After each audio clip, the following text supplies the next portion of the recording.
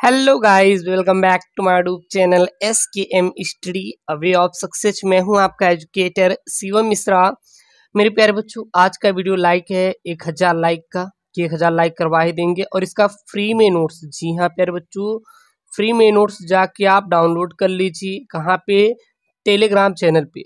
आपको प्यारे बच्चों स्मार्ट वर्क करना है, बता रहे हैं कि आपकी स्मार्ट वर्क कैसे करना है और स्मार्ट तरीके से प्यारे बच्चों पढ़ के लाएंगे। जितना बस हम आपको इम्पोर्टेंट, हम ये नहीं कि आपको ढेर सारे इंपॉर्टेंट दे देंगे, ऐसा कुछ नहीं है। बस जितना प्यारे बच्चों दे रहे हैं बस इतने पढ़ के जाना है, इससे ज़्यादा आपको कुछ जाना नहीं है।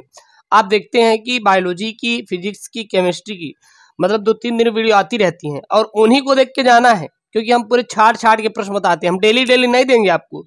कितना इंपॉर्टेंट आपको चाहिए सोचिए जरा। आपके पेपर में बस 20-25 ही तो आएंगे ना, क्या वहाँ पे हजारों इंपॉर्टेंट आएंगे? क्या नहीं। और उन्हीं 20-25 को प्यारे बच्चों मुझे 150 में पढ़वाना है और 150 में 20-25 तो आ ही जाएंगे, इस बात की 100% गारंटी है। SKM स्टडी लेता है। फ्री में नोट्स कहाँ पाएंगे? टेलीग्राम चैनल है SKM स्टडी, जाके प्यारे बच्चों डाउनलोड कर लीजिए। लगभग कि 12,000 से ज़्यादा बच्चे फ्री में लाभ उठा रहे हैं PDF का, तो आप भी जाके उठाइए। Link in the description box Telegram का। एक और बात है, आपको प्यारे बच्चों स्मार्ट स्टडी कैसे करनी है? तो स्मार्ट स्टडी का मतलब ये है कि पहले वीडियो देखिए। क्या देखेंगे? पहले वीडियो देखिए। वीडियो के बाद क्या करेंगे? वीडियो देखने के बाद प्यारे बच्चों आप लोग क्या करेंगे? वीडियो देखने के बाद आप नोट्स पढ़ेंगे। वीडियो देखने के बाद क्या पढ़ेंगे? नोट्स पढ़ेंगे। वीडियो 2 बार देखेंगे और फिर नोट्स पढ़ लेंगे, पूरा पूरा याद हो जाएगा। फिर आपको याद करने की जरूरत पड़ेगी ही नहीं।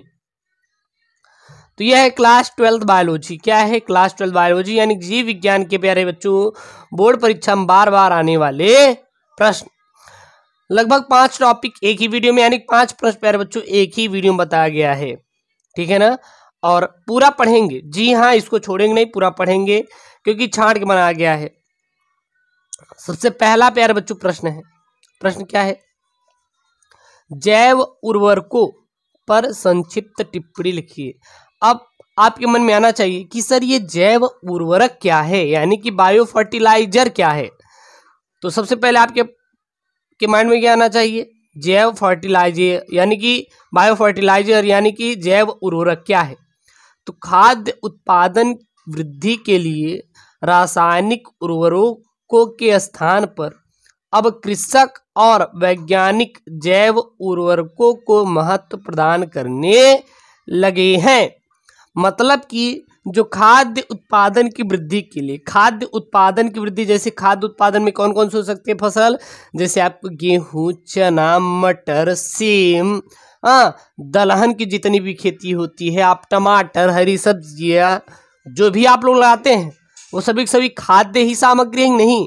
अगर उसको पैदा करना है तो रासायनिक उर्वरकों को आपको उपयोग नहीं करना। जैसे आप लोग ले जाते हैं मार्केट से खाद लेके आ डाल देते हैं, रासायनिक पदार्थ डाल देते हैं कि कीड़े मकोड़े ना लगे, इसमें बहुत जल्दी वृद्धि हो जाए। चलो कीड़े मकोड़े लगने के लिए तो डाल दीजिए, लेकिन उसको ग्रोथ देने के लिए आप लोग डाल देते हैं रासायनिक पदार्थ। तो उनको प्यारे बच्चों हम लोग उनके स्थान पर कृषक और वैज्ञानिक उर्वरक, कृषक और वैज्ञानिक उर्वरक मतलब जो कृषि होते हैं वह क्या करते हैं? अपनी हरी खाद को एक जगह जाके इकट्ठा कर देते हैं और कुछ दिन वो सड़ जाती है। सड़ने के बाद एक अच्छी देसी खाद तैयार हो जाती है। वो क्या? वो हरी खाद है। कंपोस्ट मतलब कि कंपोस्ट खाद वो क्या है? जैसे घरों के खराब कूड़े एक स्थान पर इकट्ठा कर दीजिए, कुछ दिन बाद वो क्या हो जाती है? सड़ जाती है। फिर उसको ले जाइए डाल दीजिए। साइनोबैक्टीरिया जैसे नील हरी शैवाल, यह भी खाद के रूप में प्रयोग किए जाते हैं।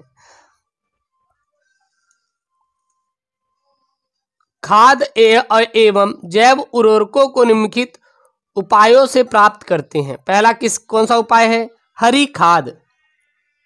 लेग्यूम कुल के फसलों जैसे बरसीम, सनई आदि को खेत में उगाकर हरी अवस्था में ही खेत में जोत दिया जाता है। इससे मृदा को आवश्यक पोषक तत्व उपलब्ध होते हैं। मतलब एक हरी खाद दिया जाता है। यह भी क्या है? जैव उर्वरक है।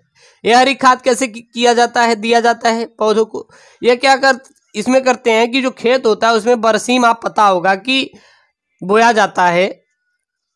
और बरसीम के साथ साथ प्यारे बच्चों आपको सनई भी बोया जाता है और उसको खेत में ही जोत देंगे, फिर जोतने के बाद पानी भर देंगे सड़के, क्या बन जाएगा, खाद।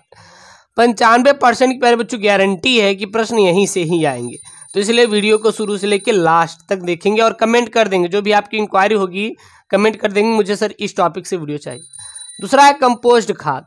पशुओं का गोबर, भूसा, फसल के अवशेष, घरेलू कार्बनिक अपशिष्ट आदि सूक्ष्मजीवों की सहायता से सड़ गल कर ह्यूमस बनाते हैं। ये ह्यूमस का मतलब ये होता है प्यारे बच्चों कि खाद बनाते हैं और फिर उनको ले जाके खेत में डाल देते हैं। अगला है साइनोबैक्टीरिया यानी नील हरे शैवाल, जैसे एनाबिना, नॉस्टॉक इत्यादि का उपयोग प्यारे बच्चों हम लोग जैव उर्वरक के रूप में करते हैं। अगला प्रश्न है मलेरिया रोग के रोगजनक रोगवाहक लक्षण तथा उपचार को लिखिए। तो सबसे पहले देखते हैं प्यारे बच्चों कि ये प्रश्न क्या है। तो प्रश्न ये है बहुत ही इंपॉर्टेंट और उसमें देखेंगे तो सारी चीजें पूछ लिया, रोगजनक, रोगवाहक, लक्षण और उपचार।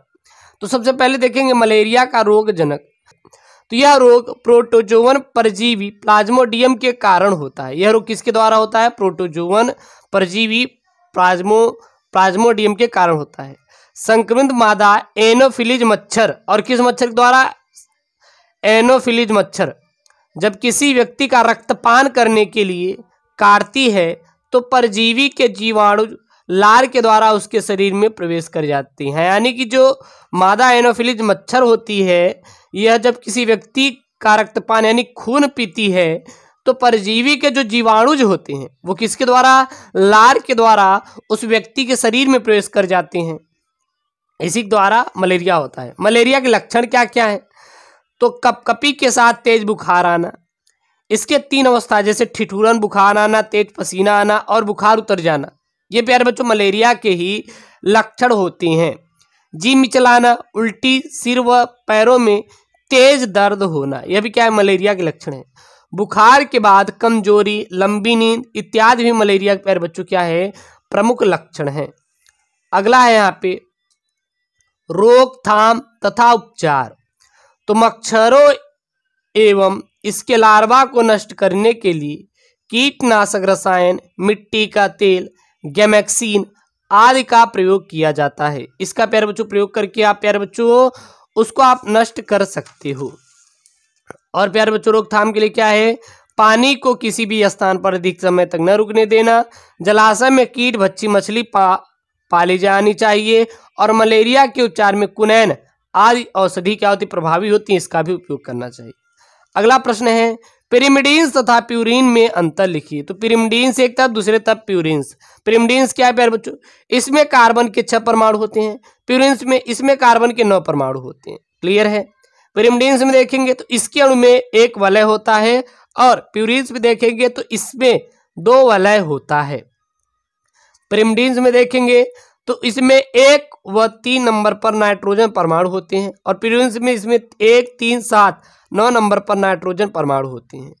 ये 3 प्रकार के होते हैं कौन? पिरिमिडीन्स, जैसे थायमीन, यूरेसिल और साइटोसिन। प्यूरिन्स ये 2 प्रकार के होते हैं जैसे एडेनिन तथा ग्वानिन। अगला प्रश्न है प्यारे बच्चों, प्रश्न क्या है? जीनोम। ये जीनोम क्या है? हाँ, जीनोम क्या है देखिएंगे उसको। किसी जीवधारी के अनुवांशिक पदार्थ का पूर्ण समुच्चय उसका जीनोम कहलाता है। तो जीनोम पर टिप्पणी लिखिए, दे देगा। और बहुत इंपॉर्टेंट है, यह बहुत ही इंपॉर्टेंट है, हर साल आपके बोर्ड परीक्षा में आया है। यहाँ पे लिखा नहीं हो तो इसका मतलब इंपॉर्टेंट नहीं है। मैंने बोला ना जो भी आपको दूंगा गारंटी वाला दूंगा, सब्जेक्टिव ऑब्जेक्टिव साला सब कुछ यहीं से बनेगा। किसी जीवधारी के अनुवांशिक पदार्थ का पूर्ण समुच्चय उसका जीनोम कहलाता है। कोशिकीय जीवों में डीएनए तथा आरएनए, विषाणुओं में आरएनए जीनोम का निर्माण करता है। क्लियर है? जीनोम में जीव के सभी जीन या कोडिंग क्षेत्रों के साथ साथ नॉन कोडिंग डीएनए भाग भी शामिल होता है। इसमें माइटोकॉन्ड्रियल व क्लोरोप्लास्ट डीएनए में भी शामिल किया जाता है। तो प्यारे बच्चों क्या है? जीनोम है। तो यह जीव विज्ञान के सबसे महत्वपूर्ण प्रश्न है जो कि आपके बोर्ड एग्जाम में जरूर आएंगे, इसलिए इसको तैयार कर लीजिए। टॉप 4 क्वेश्चन है प्यारे बच्चों। और आपका गारंटी है कि 20 से 25 अंक तो जरूर यहाँ से आपका क्लियर हो जाएगा। इसका नोट्स फ्री में आप डाउनलोड कर पाएंगे, टेलीग्राम जाके भी ज्वाइन कर लीजिए, SKM स्टडी।